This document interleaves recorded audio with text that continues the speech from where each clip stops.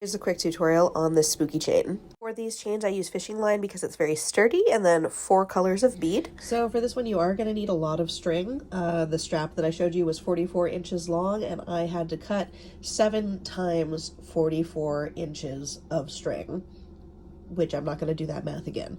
You take your string, you fold it in half.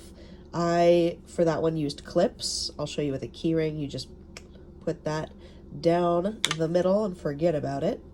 I'm going to start with a pumpkin. So we're going to do 2 orange, then put the strings together. 1 black, this is one of the eyeballs. Then separate the strings again, 2 orange. Strings together, black, the other eyeball. Strings apart, 2 orange. And because we're alternating ghosts and pumpkins, now I'm going to do still strings apart, 2 white, and then strings together, 1 black. This is one of the ghost eyeballs. Strings apart, 2 white, strings together, 1 black, and apart, 2 white. You repeat that pattern exactly like this. You repeat this bead pattern until your strap is as long as you want it to be.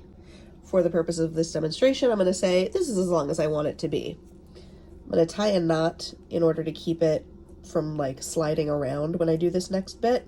There we go. Now I'm going to take 1 string, bottom string goes through that bottom bead, top string goes through that top bead. Now all I'm going to do is add white beads and orange beads in those empty spots. Okay, so now we got these beads added, we got the strings coming out of this end. We're gonna loop back through. Top one goes in the bottom, and bottom one goes in the top. Now we're gonna take this, now the top string, string it through here, so it's coming out in this empty space. Add 1 green for the stem. And then you're going to run it through these 4 beads. I personally think if you leave the white one like this, it looks like a little skull, but if you add a bead up here, it looks like a ghost. So we're going to add a bead up here.